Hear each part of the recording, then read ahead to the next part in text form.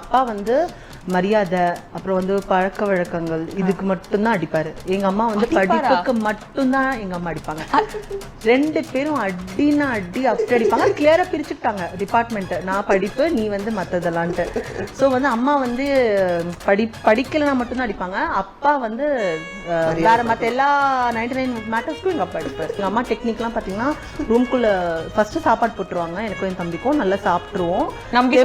ஆமா இல்ல தெம்பா, ஏன்னா பசங்க மயங்கி விழுந்துட்டாங்கன்னா அடிக்கும் போது எவ்வளவு டெக்னிக் பாருங்க. நல்லா சாப்பாடு ஊட்டி விட்டு ரூம்குள்ள கொண்டு போய் டேப் ரெக்கார்டர் ஒன்று இருக்கும், அது ஃபுல் வால்யூம் வச்சுட்டு கதவு சாத்தி அடி அடி வெளில தெரியக்கூடாதுல்ல.